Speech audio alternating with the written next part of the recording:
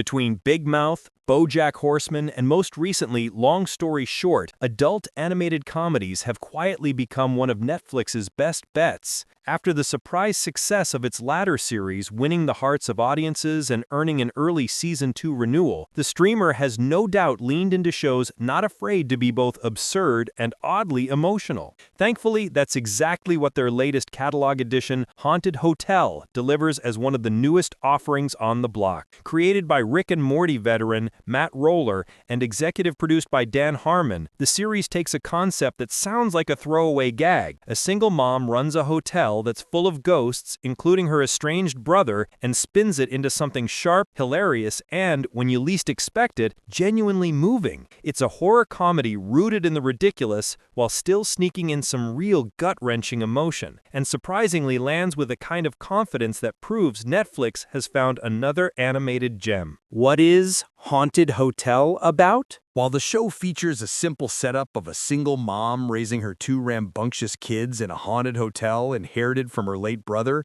it's anything but ordinary in execution. Picking up from what feels like the middle of their fresh start at the hotel known as the Undervale, Catherine is working hard to keep things afloat, all while juggling the fact that their hotel is crawling with the undead. Her brother Nathan, now one of the ghosts tethered to the property, with his matter-of-fact attitude, floats between being an exasperating nuisance and an unexpected source of comfort.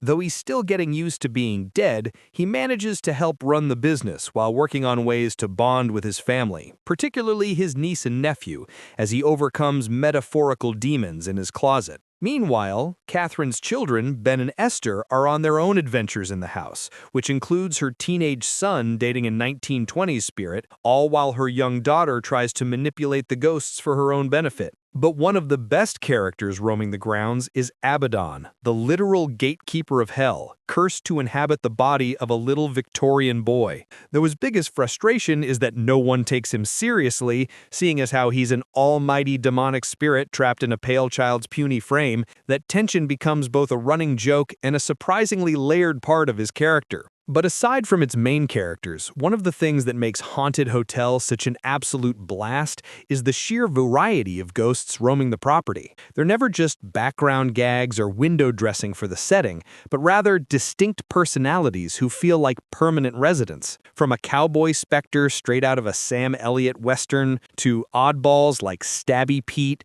and the kind of ghost who seems to be perpetually on fire, these characters don't just fill out the Undervale. They're part of what makes it feel lived in, unpredictable, and endlessly funny. Haunted Hotel is 100% not a Ghosts ripoff. While there has been some discourse on social media that the show is a ripoff of the CBS series Ghosts, Haunted Hotel is far from any of that. Sure, both shows feature humans living alongside spirits in a lavish mansion, but that's where the comparison ends. Whereas Ghosts thrives on the coziness and interpersonal quirks of its Woodstone spirits, Haunted Hotel is a comedy built on horror and how it clashes with family life. Except for Nathan, the ghosts here are less the focus and more of the triggers as they set the stage for chaos. And that's why the show works so well, because the payoff always comes in how Catherine, Nathan, Ben, and Esther respond. Whether they're scared or trying to navigate grief, these moments of tenderness let the series feel more like a conversation about what scares us most than a parody rooted in cynicism. From the likes of a Mothman showdown,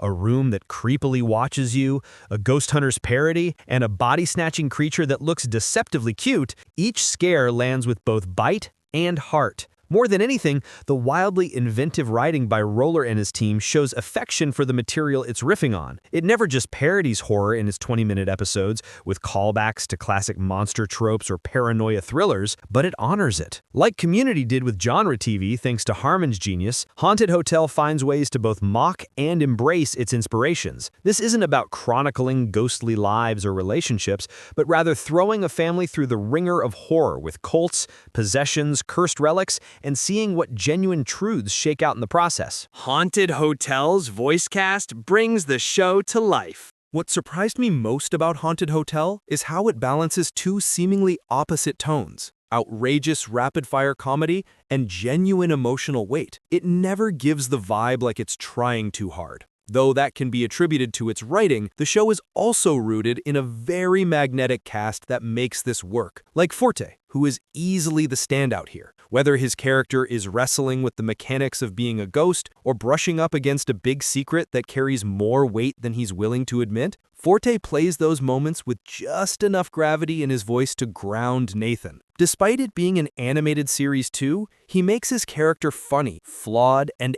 achingly human all at once with just the dip of his vocals. Meanwhile, Coop gives Catherine the kind of weary resilience that levels out the chaos to be the show's emotional anchor. She's funny, yes, but it's the edge in her voice when Catherine is fed up, or the softer tones when she admits regret that really speak to who her character is. Even when she is juggling disasters or hesitating to date again, Coop keeps her voice balanced between sharp wit and quiet vulnerability. The children, played by Gisando and Palomides, bring another dimension of innocence and hilarity to the series. Gisando's delivery makes Ben endearingly awkward, with halting pauses, nervous rises in pitch, and bursts of misplaced confidence that capture relatable teen energy. However, it's his showcase episode, 7 Deadly Bens, which provides eyebrow-raising layers that are undoubtedly hilarious, all while set to an iconic 90s classic by Enigma. Meanwhile, Palomides leans into Esther's mischief with a sharp, almost gleeful beat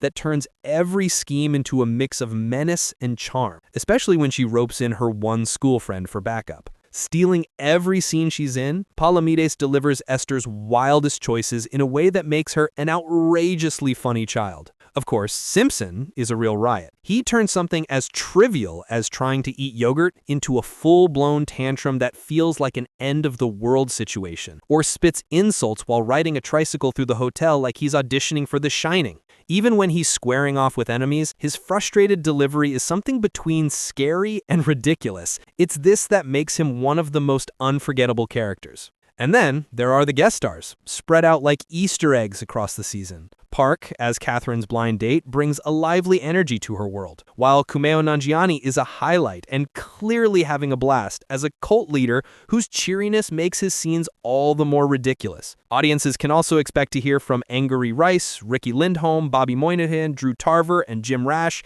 and Diedrich Bader, each adding another layer of surprise to the show's already stacked ensemble. Haunted Hotel is more than just another animated comedy. Yes, there are some issues with the series, like how it kind of drops viewers into the middle of this family's life without much setup, but that lived-in quality works in its favor, letting us in on the chaos these characters are used to. It feels messy in the right way, like checking into a hotel where everything's already in motion and you're catching up. Having binged the entire show twice now, it's a show that stands up even on its second watch, being even funnier and more charming because you start to catch the little throwaway gags and heartfelt beats tucked in between the scares. With Titmouse's animation studio creating a nice balance between grotesque and goofy for its monsters that are genuinely creepy and absurdly funny, Haunted Hotel is the kind of series that sneaks up on you, with the hotel being its own character too, with visual touches that make every hallway and room worth watching closely. It's a series you'll start watching for the laughs, but then realize you're also invested in this family, their grief, and their attempts to hold each other together despite the chaos. As a horror comedy that cares about its characters, it's bigger, funnier, and braver than its comparisons for all the risks it takes. Netflix's latest is more than just another animated comedy on its platform, though. It's a show worth checking into, but just be warned, once you enter, checking out might not be so easy. Haunted Hotel is now streaming on Netflix.